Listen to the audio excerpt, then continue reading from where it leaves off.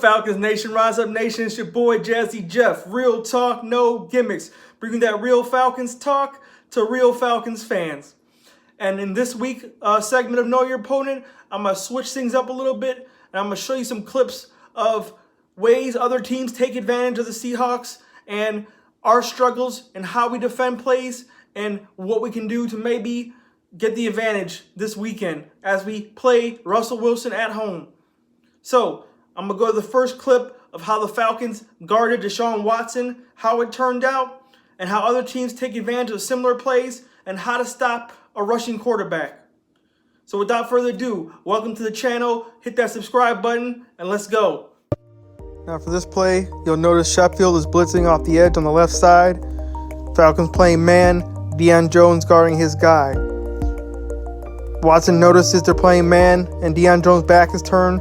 Watson runs right up the middle, right around Deion Jones, and gets the first down. Now, as you can see, playing zone for us is not only the problem, we also struggle in man coverage, because when we play rushing quarterbacks and we drop our guys in man, the quarterback just runs right up the middle on us and gets first downs because we do not play with the spy. Now, I'm going to show you a clip from the Baltimore Ravens and how they stopped Russell Wilson trying to run with using a spy. So we're going to go to that clip, and then we'll discuss when we come back. Now in this play, I want you to look at number 58, Fort, in the middle of the field. The Ravens are playing zone coverage, but he's playing a man spy concept. So he's waiting on Russell Wilson to run. See how he comes back up into the play? His main responsibility is Russell Wilson. He's acting like he's dropping the zone like the rest of his team, but he's actually playing a man spy. Comes up, makes the tackle, stops Russell Wilson from running. This is one of the ways I wish the Falcons would play defense, because you can account for the zone coverage, but you can also account for a rushing quarterback taking off on you. Now, as you can see, if you play man coverage and receivers are going out on vertical routes, you must account for the quarterback running when you have a rushing quarterback. Deshaun Watson and Russell Wilson are both dynamic rushing quarterbacks. Deshaun Watson doesn't run as much, but Russell Wilson is smart enough to know to take what the defense gives him. If he sees that, he's going to take off and run without a spy. The Baltimore Ravens played it exactly how you're supposed to play it. Speaking of rushing, we have to account for the rushing attack of the Seattle Seahawks. They are number 4 in rushing attempts in the NFL, and they have one of the highest success rates in rushing. And that includes Russell Wilson as well. It's not just Chris Carson running the ball. So we need to know how to stop Russell Wilson first, like I just showed you, and how to stop the running back catching passes out of the backfield. Chris Carson can also catch as well. So I'm going to show you how we defended a receiving back out of the backfield when we played the Arizona Cardinals and David Johnson, and how did that go? And then I'm going to show you how the Baltimore Ravens handled Chris Carson catching a pass out of the backfield and what it's supposed to look like when you're in man coverage. And then we'll come back and we'll discuss. Now on this play, I want you to pay attention to number 36, Camille Ishmael, and Devondre Campbell, 59, as they try to guard the slot receiver in a zone coverage. He runs right through the zone. Camille Ishmael drops back, and Devondre follows the same exact receiver, leaving David Johnson wide open in the flat. All Kyler Murray has to do is dump it down, and he runs for about 25, 30 yards untouched before he gets tackled. This is totally unacceptable in guarding running backs out of the backfield. And if we're going to stop the Seahawks with CJ Prosise and Chris Carson, we're going to do a way better job in communicating in the defense. This is something I've seen all season long. It's not just Devondre Campbell, it's also the players on the team. Now, obviously, miscommunication is going to happen in the NFL. Things like that happen all the time. But I think even if Devondre Campbell was paying attention and still covered his play like he was supposed to, it was 3rd and short, so the running back was still going to get the first down regardless.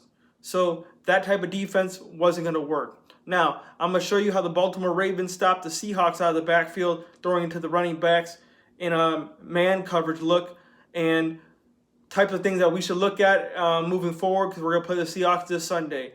And then we'll watch the clip, come back, and we'll discuss. The two things that impressed me the most about this play is how much ground the Fort covers in this play, and when Marlon Humphreys realizes his receiver falls down, look how fast he diagnoses the play and runs straight to the running back to help his teammate out. They rally the football, they diagnose, and they swarm the running back. Even if Ford doesn't make the tackle, his teammates are there to make the stop. Great defense. Now, what I liked about that clip and how the Baltimore Ravens play defense, they have supreme communication. They fly to the ball. They diagnose plays so much faster than our linebackers do. And they just swarm to the ball. They know when to break off their receiver and go help on another player. So those are things we need to work on to stop Russell Wilson, this Seahawks offense, because I know they lost Doug Baldwin, but they still got Lockett. They still got DK Metcalf, Chris Carson, Procise. They just lost Disley, but they're still a threat on offense, and we need the communication so we don't have blown coverages, so we don't have wide open receivers, so we don't have guys guarding the wrong zones, so we don't have running backs wide open in the flat. So this next final clips, I want to show you zone defense, pass defense, and what it looks like when it's executed the right way, both the Falcons and the Ravens.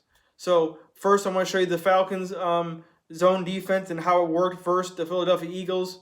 If you remember, that was our first win and only win of the season. So I'm going to go back and watch this one, and then we're going to discuss. So on this goal line play versus the Eagles, we're in a cover 6, and guys are looking. They pass out the receiver. Rico comes over, puts a good hit on the receiver, dislodges the ball. They were communicating on this play. This is back when we were paying attention to detail and focus. Great defense. Now you see how even though we were playing zone, it was much more compacted. Guys were closer to their zones. They were communicating. Ricardo Allen got there on time. Everything flowed a lot better. We were more aggressive. Just because you play zone does not mean you have to give a whole bunch of cushion and let the guy catch it. You should break on your zone, make a play. That's how it should work. And it all starts with communication on defense. So now I'm going to show you the Baltimore Ravens and how the aggressiveness, communication, breaking on the ball led to a pick 6 on Russell Wilson, who rarely throws interceptions to begin with. So we're going to check this out, and then we'll discuss. Now it's almost impossible to fool Russell Wilson, but Marcus Peters does it on this play. They're in a zone defense. Marcus Peters purposely sags off to make Russell Wilson think he left his guy open, and he comes back, makes a break on the ball.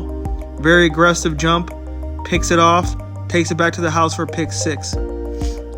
Now, notice how even though they were in a zone, Marcus Peters stayed close enough attached to his hip to make the play. When the Ravens play zone, they don't leave guys wide open, and they're still pretty close to the ball. Great defense.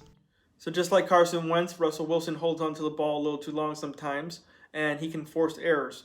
But those are few and far between. We got to be on our game. Now, as you see in both plays, they're running zone defenses, but both guys were paying attention to detail, staying close to the receiver, not giving up too much cushion, and when the time came, they made breaks on the ball, aggressive jumps. Ricardo Allen made his break on the ball, dislodged the ball with a great hit. Marcus Peters stayed close to the hip, made a great play on the ball, pick 6 to the house. Those are the type of things that win ball games. The way we've been playing zone these past couple weeks, we're giving up way too much cushion in that soft shell and letting guys catch the ball in front of us. That's not going to get the job done. They're just going to keep getting first downs on us. So, 1-6, we might as well play a lot more aggressive than we're supposed to. Obviously, we don't have Mohamed Sanu anymore, so Russell Gage will move into his spot. Matt Ryan still is a game-time decision now. Might have to have Matt Schaub, but the offense is not the problem. We have to stop Russell Wilson. We have to stop their run game. They're one of the best running teams in the NFL. And if we don't do that, it's going to be another long day. So, Falcons Nation, you tell me what you think. How should we play this game? Should Matt Ryan play? How should we use Russell Gage? Should we use him differently than Mohamed Sanu used to be because he's a lot smaller frame of a player? Leave your comments down in the section below. Like, share, subscribe. And as always, Falcons Nation, we rise up. Have a good weekend, y'all. Peace.